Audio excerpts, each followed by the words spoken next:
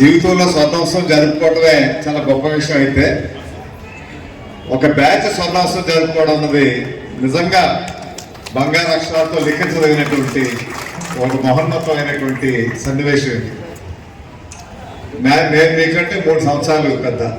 మాది 72 బ్యాచ్, అంటే AMA high school. అంటే ఈ స్కూల్లో చదవలేదు కానీ ఈ స్కూల్ చాలా గొప్ప స్కూల్ అనమాట తెలుసు. అప్పుడు మన ప్రాంతంలో ఒకే ఒక ఇంగ్లీష్ మీడియం స్కూల్ అక్కడ ఉండేది, వర్త సంఘం. అనకాపల్లి అభివృద్ధికి దోహదపడినటువంటి 2 విషయాలు.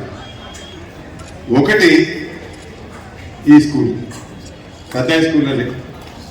ఎందుకంటే ఈ స్కూల్ నుంచి ఎన్నో ఆనుకూల్యాలు వచ్చాయి ఈ 90 సంవత్సరాల చరిత్రలో.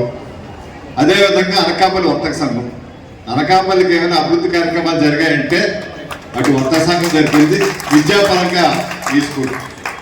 ఎందుకంటే 35లో స్థాపించినటువంటి, అంటే సామాన్యమైన విషయం కాదు. వర్తక సంఘం కూడా మన స్వతంత్రం రాకముందే స్థాపించబడినటువంటిది. ఒక మెటర్నిటీ హాస్పిటల్ 100 పడకలతో ఆ రోజుల్లో ఉచితంగా వైద్యం ఇప్పటికీ కొనసాగుతుంది అనుకోండి. ఏఎంఎల్ కాలేజ్ కానీ ఇంచుమించు ఎక్కువ అందరూ అక్కడ చదువుకున్నటువంటి వాళ్ళం మనంతా. మేము ఒకే ఒక సందర్భంలో హై స్కూల్లో సైన్స్ ఫేర్ అయినప్పుడు ఇక్కడికి వచ్చాం. మేము మా స్కూల్ నుంచి మేము కూడా పెట్టాం.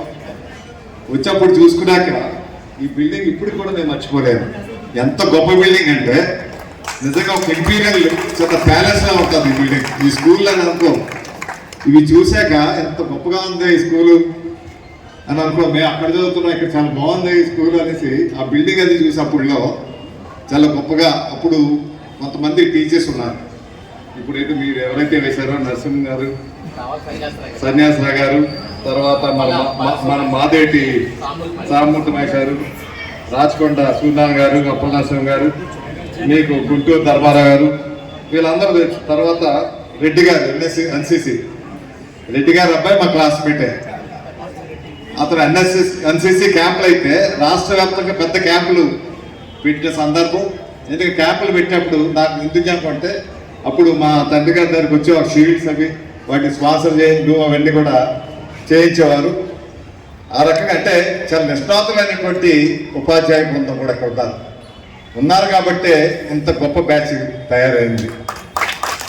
ఈరోజు కూడా మనం వెనపడాల్సింది మాతృదేవోభవ, పితృదేవోభవ, ఆచార్య దేవోభవ, అతిథి దేవోభవ. అంటే ఆచార్యులు లేకపోతే మనం లేవు. ఈరోజు ఎక్కడ కూర్చునే వాళ్ళం కాదు. మన జీవితాన్ని ఇచ్చిన తల్లిదండ్రులు అయితే జీవితానికి మార్గదర్శకత చూపించింది ఆచార్యులు, మన గురువులు. అటువంటి గురువులు ఉండేవారు ఆ రోజుల్లో. ఈ రోజుల్లో కూడా అట్లా ఉండాలని నేను కోరుకుంటున్నాను.